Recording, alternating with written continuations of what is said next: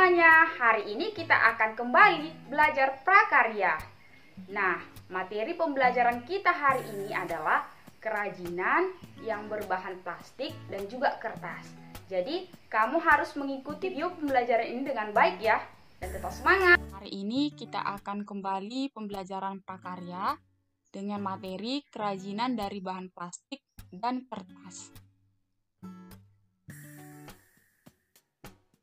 Nah, anak-anak, plastik dan kertas merupakan bahan sintesis atau bahan buatan. Jadi, sintesis itu maksudnya bahan buatan sebagai salah satu bahan baku kerajinan yang tidak alami.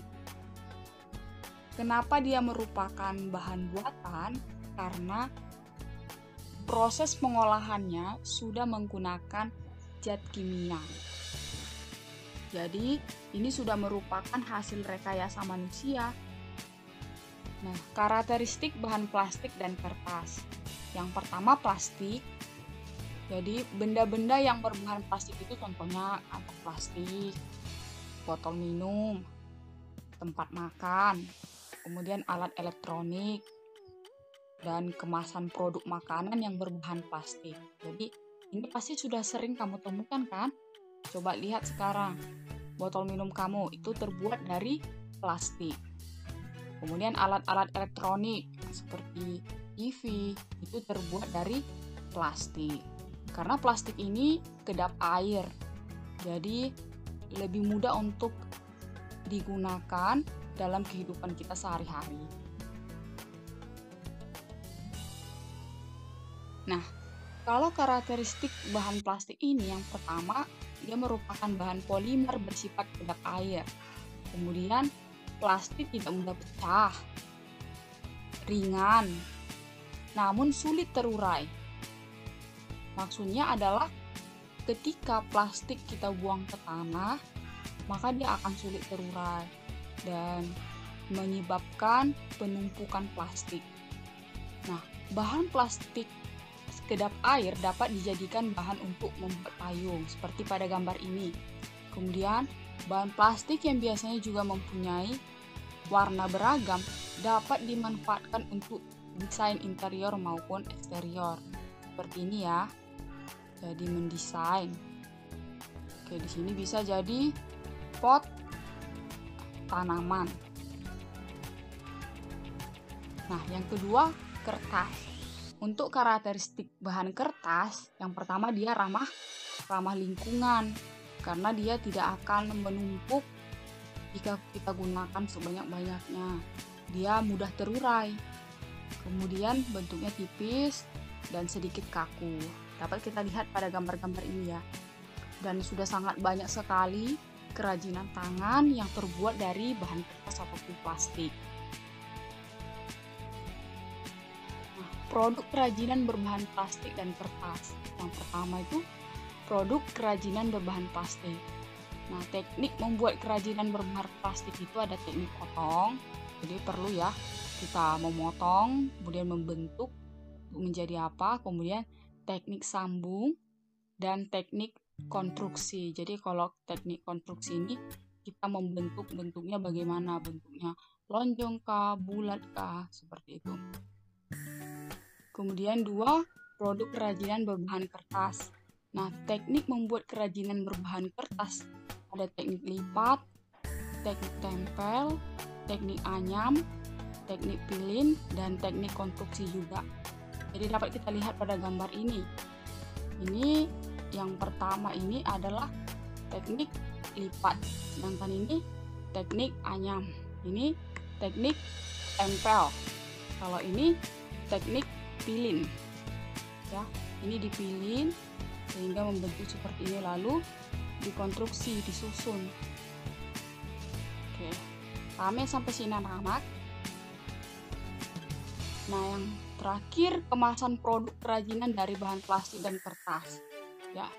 Untuk kemasan itu hampir sama sih dengan bahan serat alam. Jadi tujuannya adalah produk kerajinan lebih menarik, membuat produk kerajinan kita itu lebih menarik kalau ada kemasannya. Kemudian dia lebih aman, tahan lama, dan terhindar dari debu sehingga tidak cepat kotor. Jadi penting ya Kalau misalnya kita menghasilkan sebuah kerajinan, sangat penting kita memiliki kemasan produknya supaya melindungi produk tersebut dan dia lebih tahan lama, lebih aman, terhindar dari debu dan tidak cepat kotor. Nah, sekarang kita masuk ke tanya jawab. Yang pertama, bahan berikut yang tidak termasuk bahan sintesis adalah A. Kertas, B. Plastik, C. Kaca, D. Sabut kelapa. Nah, sekarang coba kamu jawab dulu sendiri, nanti kita akan bahas bersama-sama. 2. Berikut ini yang bukan merupakan manfaat menjadikan plastik sebagai bahan membuat kerajinan adalah A. Menciptakan produk kerajinan baru, B. Menghasilkan lebih banyak sampah, C. Menambah keragaman produk kerajinan, D. Mengurangi sampah plastik di lingkungan. Yang bukan ya.